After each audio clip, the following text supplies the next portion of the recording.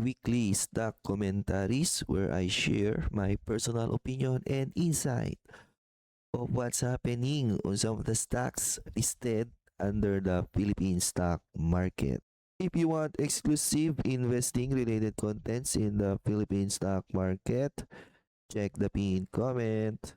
So the first one is EDC. So wala nang EDC sa PSEI pero under to ng I believe FGen, no? Ito rin yung medyo nagkaroon ng speculation recently kasi may papasok or may interested na pumasok sa EDC, may Indonesian, no? Kaya pinitik yung FGen price. Kasi pag may pumasok diyan, depende kung paano sila po-position sa EDC, malit yung float ng ayan So malit yung free float ng FGen. Depende paano sila papasok, maring yan, no? Baka mag-tender offer yan bigla. Tapos mataas yung tender offer price niya. Baka ganun, kaya pinitik yan. Okay. The deal marks a major cross-border expansion in Southeast Asia, positioning EDC to capture lucrative long-term clean power tariffs blah blah blah outside the Philippines. Number 2, A Soriano, ANS finalized its total exit from popular restaurant. Ito yung ginawa niyang short-term investment And I believe kumita sila dito Acquire sila ng stake sa Bisto Group and then eventually binenta lang din nila 1.9 billion equity divestment. The cash gives Anscor substantial liquidity buffer to reallocate capital into high yielder or high yielding core investments. Blah blah blah. So baka mag-declare ng special dividend, di ba? So ANS, nag-all time high siya ngayon. Mostly pag na-realize yung value ng kanilang ICT na investment. Since nag-all time high si nag-all time high si ICT closing ng second quarter. Malamang magre-report ulit to ng profit growth. Yun nga lang, di siya pinapansin ngayon, no? Or yung value no kanyang investment portfolio medyo hindi pa napapansin. We'll see. So BDO, the banking leader successfully raised. Nag-raise ng ulit na bond offering. So nag-report to recently. First up performance, flattish ata, no? Ayan, nag-press release na to. And iba pala to. Ito pala quarterly report. So nag-report na siya. Actually nag-decline ka. Nag-decline siya little bit in the second quarter, similar to BPI. Pero first half, flattish pa rin siya, no? A little bit up. Book value 121. So despite that, flattish performance, trade siya a little bit above its book value. Pero feeling ko magko-correct yan, no? Babalik yan inline sa kanyang book value. Maaari ding hindi kasi may headline recently karon daw ng jumbo jumbo interest rate hike in the coming meeting or pagmi-meetingan nila. We'll see kung mangyayari yon. So NIKL experienced dynamic trading action after its renewable energy subsidiary Emerging Power Inc. secured. Wala to, malit pa na subsidiary nila na to. More on pa rin to. Nickel Play. Ganyan. Kahit headline nila yan, malit na, sobrang lit na segment pa rin nila yan. So, NIKL, di pa rin nakabawi ng sentiment. I guess, depende sa ire-report nila yan, no? Q2.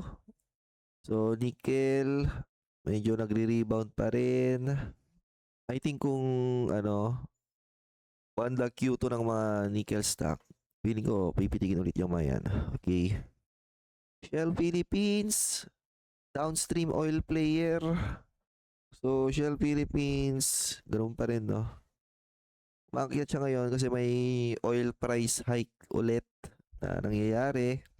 Lower international oil prices is localized supply cost pressure. Blah, blah, blah. Wala yan. Number 6, Max. Casual dining operator implemented supply chain optimization to protect operating margins against persistent food inflation. So Max, since last year, ano to eh, nasa adjustment period sila. Kaya ano, kaya medyo nag-rebound sila Q1 kasi sobrang laki na ng nilagapak nito. I'm not sure sa Q2, di ba? Kung continuous yung rebound nila kasi nga nag-adjust na sila last year, no? Eh syempre yung ibang mga restaurant businesses maganda yung takbo ng operations nila last year eh. Eh kung pumangit this year, ngayon sila mag-adjust, no? Meanwhile, eto, kung continuous yung rebound niya, gawa ng sobrang lumagapak na rin naman yung earnings niya last year. Eh baka interesting to no? The company is doubling down on franchising and cloud kitchen concept to expand its footprint in high growth provincial, no? Urban centers without heavy capital expenditure. Na ano ngayon yan eh, paunahan sila mag-expand sa mga provincial. Ginagawa din yan ng ibang mga gantong klase ng business. 7, SSI reported resilient sales figures driven by sustained yung sales. Ang tanong kasi dyan, yung bottom line, no? Na most definitely, malamang nakasale yung mga ano neto ngayon eh. Yung mga product neto eh. So while yes, mag-generate sila ng sales kung wala namang profitability, di ba? Wala din. So again, discretionary spending. Napapansin ko lang, no? Talagang nangyayari ngayon yung mga discretionary na product or yung mga business na may discretionary product yan sa PSE. Premium luxury retail continues to outperform mass consumer discretionary. Wala nga eh. Ito nga yung dahilan ba't lumalagapak ng SSI ngayon. Nawalan sila ng malaking kita sa nilang premium luxury. Number 8, DMW. Announced steady leasing progress across its ASEAN city. Commercial and office development. So, DMW, sakto lang, no? Ito ata yung diba? So, walang sentiment. Ito ata yung may Parkal. Kanila ata yun.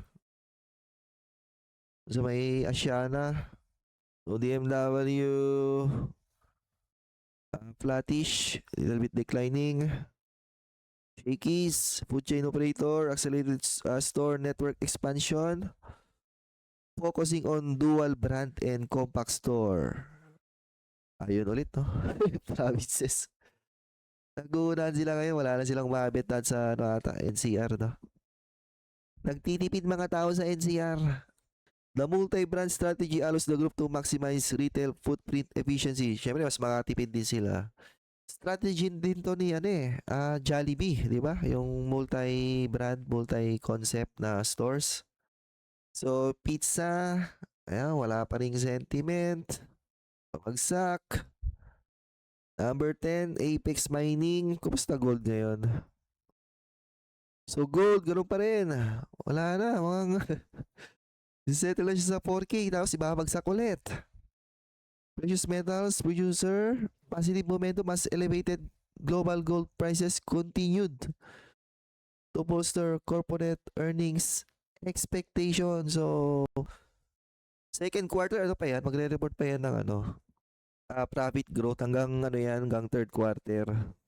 Kasi nga, yung 4K na level na yon mas mataas pa rin yon compared to second and third quarter of last year. Ang problema kasi nga ang stock market is forward looking. Baka yung peak na yon, eto na yon, di ba? Naka-factor in na dyan sa stock price na yan. Number 11, SBS. Wala naman to, ganang ginikita to. Parang siya, no? Significant sa ngayon. Yan, no? Ano to? Less than 20 million in quarterly profit. And binavalue na siya around 6 billion. Grabe. Number 12, Chelsea. Wala na ata to ah. Dito pa ba to? Dito pa pala yung C pero wala na to. Chelsea Logistics. Wala nga, ayan struggling business. Reported steady improvements in passage and freight revenues. Wala na yan. Number 13, PX. Advanced site preparation and infrastructure development for its silangan. Pero nag-report to recently, wala pa rin eh. Puro plano-plano pa rin sa kanyang silangan. So again, may nag-rebound kasi nga to driven by news ngayon to eh. Yung stock na yan. Yun naman yung mga speculative na stock, and then once na natapos yung asset, nag-start siyang mag-generate ng profits and cash flow. Ginawan siya ng valuation, makita ay overvalued pala to. Doon na yan si sell. The project remains on track to become a primary operational driver. Kasi nga, kung wala yan, wala mang nire-report na maganda tong PX na to eh. PX, nag-press release na ata to eh. So, March nila, wala. Significant. Press release nga, no? Press release sila. So, binibida pa rin talaga yung progress na nilang silangan. Pero pabagsak na yung gold eh. Kahit matapos yan, kung pabagsak na yung gold price. Di ba? So, karoon daw ng sharp reversal, no? Blah, blah, blah. Wala pa rin yan. 592. Valuation neto, 47 billion. Like I said, madaming maipit dyan sa PX stock. Eventually. Number 14, CLI launch new residential and township projects across key provincial growth centers in the south. Puro naman kayo ganyan, CLI. Launch dito, launch niya, wala namang wala man ng ganong profit. And lumulobo yung di ba? Utang nito. So CLI, walang paring sentiment. Number 15, Megawide Construction Corporation. Secured fresh precast and construction contracts for major private property developments and public utility structure. Yung precast, yan yung uso ngayon sa ibang bansa, mostly China eh. Kaya ang bilis nila gumawa ng infrastructure doon. So magagaya ni Megawide, yung ganong model, pwede. Pero Megawide kasi, pa siya masyado siyang maliit pa eh. Yung capital base na puro utang eh. So M-Wide, 8 billion, di ba? Market cap, earning around siguro, parang gano'n rin, no? Parang mag 800 plus million siguro sila this year. Showing continuous yung momentum nila. Laki ng binagsak ng stock nito. Kasi parang gano'n din. Di ba? Yung mga promises nila in the past, hindi rin nag-materialize. Kaya bumagsak ng ganyan yan. Ngayon, may bago silang model. Bago silang strategy na pinopromote. Ang tanong, this time, magmamaterialize na kaya to? Bahala ka na doon, di ba? Follow mo yung company.